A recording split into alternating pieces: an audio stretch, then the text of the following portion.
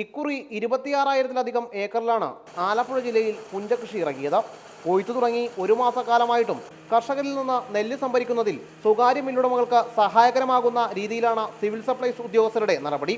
കൊയ്യുന്ന നെല്ല് കെട്ടിക്കിടക്കുന്നത് മൂലം നെല്ലിന്റെ ഈർപ്പം കൂടുതലാണെന്നാരോപിച്ച് കുറഞ്ഞ വിലയാണ് കർഷകർക്ക് ലഭിക്കുന്നത്. കിൻഡലിന് 10 കിലോ വരെ കുറയ്ക്കുന്നു. നെല്ലിന്റെ നനവ് പരിശോധിക്കാൻ സർക്കാർ ലാബിലെ മെഷീനുകളൊന്നും പ്രവർത്തന സജ്ജമല്ല. അതുകൊണ്ട് തന്നെ സ്വകാര്യ മില്ലുടമകളുടെ മെഷീനാണ് ഉപയോഗിക്കുന്നത്. ഇതിന് സിവിൽ സപ്ലൈസ് ഉദ്യോഗസ്ഥർ കൂട്ടുനിൽക്കുന്നതായാണ് കർഷകരുടെ ആരോപണം. ഒരു ഉദ്യോഗസ്ഥന്മാരും കാർഷിക മേഖല നെല്ല് സംഭരിച്ച് കെട്ടിക്കിടക്കുന്ന നെല്ല് നോക്കാൻ അവർ വരത്തില്ല. മില്ല് ഉടമകളാണ് വരുന്നത്. മില്ല് ഉടമകൾ വന്ന് അവരുടെ ഇഷ്ടത്തിന് നെല്ലെടുത്തുകൊണ്ട് പോവുക. അധികാരപ്പെട്ട വകുപ്പ് മന്ത്രിക്ക് വരെ ഞങ്ങൾ വിളിച്ച് മന്ത്രിക്ക് നിവേദനം വരെ കൊടുത്തിട്ട് ഇതുവരെയായിട്ടും കാർഷിക മേഖല സിവിൽ സപ്ലൈ മന്ത്രിയുടെ ഡിപ്പാർട്ട്മെന്റിലെ ഉദ്യോഗസ്ഥന്മാർ ഈ നെല്ല് സംഭരിക്കുന്ന സ്ഥലത്ത് വന്ന് മില്ല് ഉടമയായിട്ട് നെല്ല് നോക്കാൻ വരുന്നില്ല. കഴിഞ്ഞ വർഷത്തേക്കാൾ ഏറെ ഇക്കുറി പാടശേഖരങ്ങളിൽ വിത്തിറക്കിയെങ്കിലും വേണ്ട രീതിയിലുള്ള വിളവ് ലഭിച്ചിട്ടില്ല.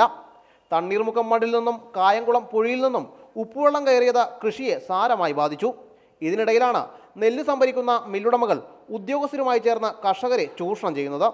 കർഷകരിൽ നിന്ന് സംഭരിക്കുന്ന നെല്ലിന്റെ കൃത്യമായ കണക്ക് പോലും മില്ലുടമകൾ സർക്കാരിന് നൽകുന്നില്ല.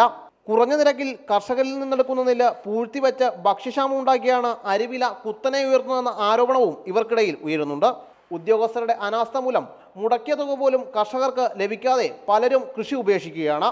ശ്യാമപ്രസാദ് ഉത്തമൻ, റിപ്പോർട്ടർ, ആലപ്പുഴ.